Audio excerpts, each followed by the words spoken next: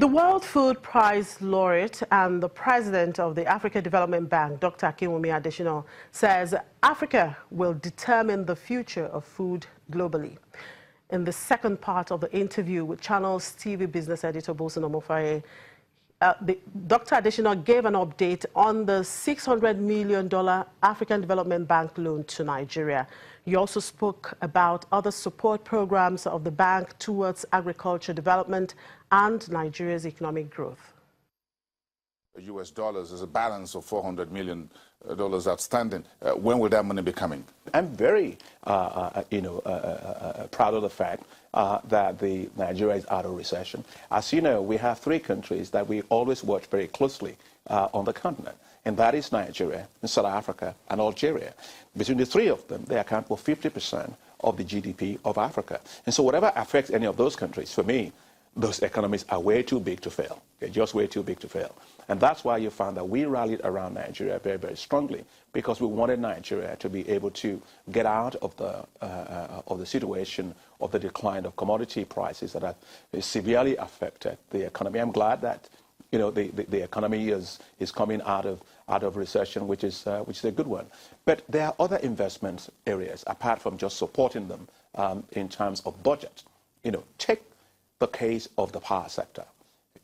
We as African Development Bank, we are supporting the transmission company of Nigeria to actually make it, to repair and to upgrade the transmission lines all across Nigeria, which is very, very critical. We're supporting the Nigerian bulk electricity trader to be able to have access to money to pay the backlog of loans that they own to the generating companies and the distribution companies. And we're investing a lot of money in that. And I remember when we're also supporting the Minister of Power there, Fashola.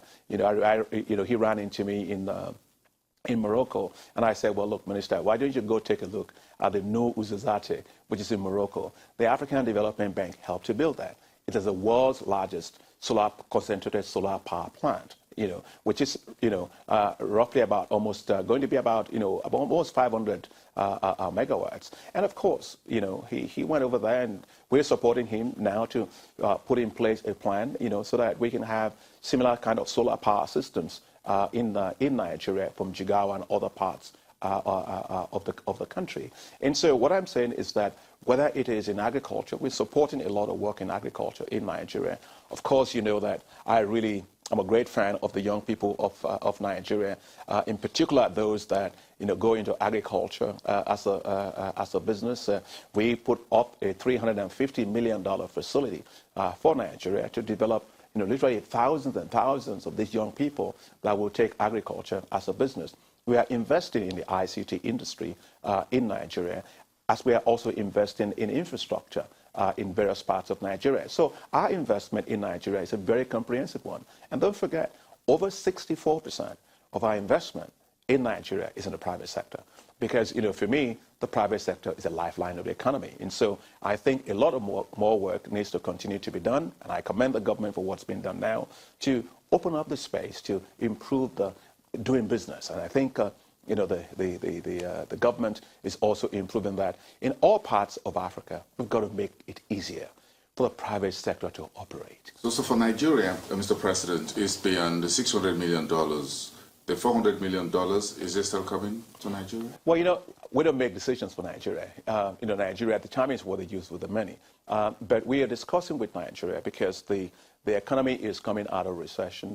The urgency that they had in the beginning was very pressing in terms of the debt situation. It's not as acute as it was at that time. We are discussing about how to package the $400 billion into actual investment projects, which will be, you can take a look at agriculture, you can take a look at the energy sector, you can look at the infrastructure sector, you can look at how to make small and medium-sized enterprises work. At the end of the day, it's just to make sure that the financing actually accelerates development. I think that's what the government wants, and that's what we want to see. Very interesting news about the TAAT. What does it really mean, this new relationship, and how much will the EFDB be committing to this initiative? Well, they just call it, Technologies for African Agricultural Transformation. It comes out of my own believe that the technologies to feed Africa are there, actually. You don't actually need more technologies. Today, Africa has more technologies to feed itself than Asia had in the 1960s and early 70s, and Latin America had in the same period. And so the problem is just to take those technologies to scale. That's always been the issue. And when I was Minister of Agriculture in Nigeria, that was what I did for rice. It was a very painstaking work. I knew that Nigeria had the potential to produce high quality rice that could beat anyone that was being imported into the country. Some folks were laughing at the time. But hey, look, I never listened to all naysayers anyway. We went to it, right through it. And we released these new varieties of rice in Nigeria that was called Nerika rice.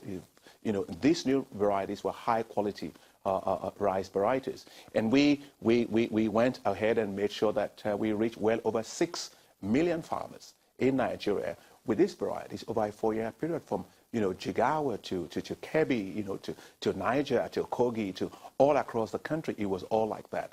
And we boosted rice production. That's where you found the rice revolution you see today in Nigeria. That's how it came about. Same also for the wheat revolution you see in Nigeria. The point I'm making is this. If we can do that to reach millions of farmers in Nigeria, you can imagine what we can do all across the continent.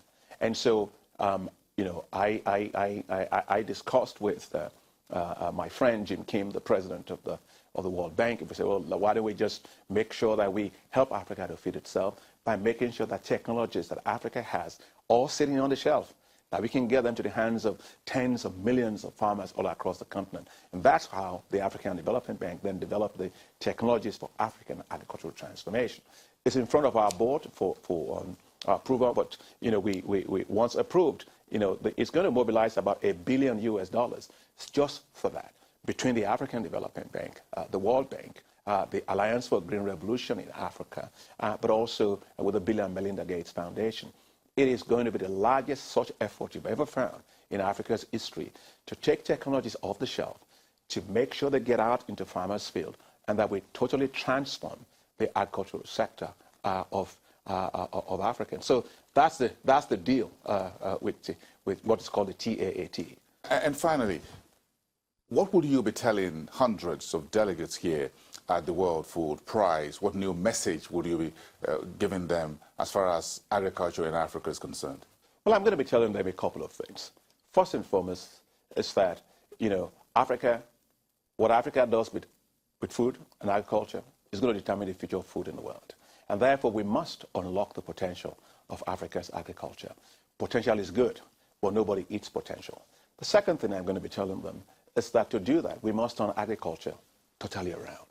That agriculture must be seen as a business, not as a social sector, not as a development activity.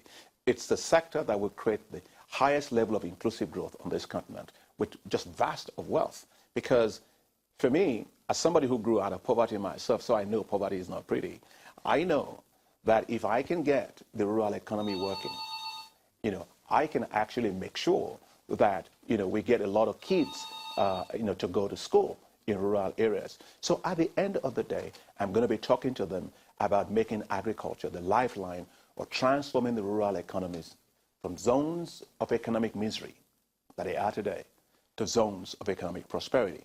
And finally, I'm going to be telling them that it's very, very important to get young people into agriculture.